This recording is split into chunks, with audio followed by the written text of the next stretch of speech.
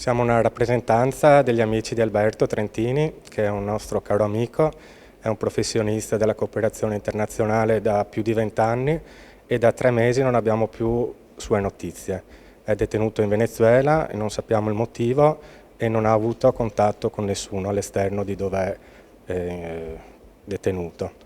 Ringraziamo il Consiglio regionale per la sensibilità che ha dimostrato. Essendo Alberto una persona per bene, una persona che dedica la sua vita ai più fragili, chiediamo la liberazione immediata di Alberto e la tutela dei suoi diritti e della sua salute. La situazione di Alberto Trentini mette in evidenza quanto difficile è la situazione politica in Venezuela. Da tempo abbiamo anche le comunità di oriundi veneti in Venezuela che ci fanno presente della situazione non facile in cui vivono normalmente e giornalmente. Speriamo che la Farnesina si attivi in maniera ancora più incisiva perché Alberto Trentini torni a casa il prima possibile.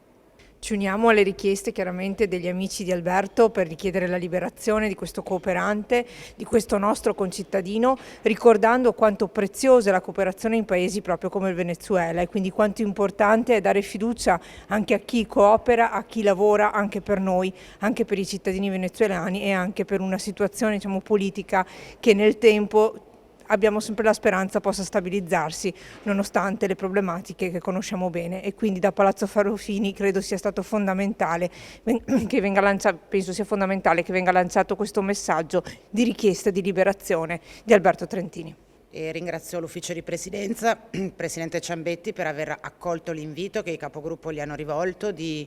lanciare un gesto anche da questo Consiglio regionale di vicinanza alla famiglia e agli amici di Alberto che con preoccupazione stanno vivendo questi 3 mesi di assenza di notizie, e ci uniamo ai quanti si stanno rivolgendo alla Farnesina per l'appello alla liberazione che avvenga quanto prima del nostro concittadino. Credo che sia un gesto importante del Consiglio della Regione del Veneto verso un cittadino veneto che in questo momento sembra illegalmente detenuto in un paese straniero, e quindi credo sia necessario far sentire anche la nostra voce al fianco di Alberto, al fianco degli amici, al fianco della famiglia.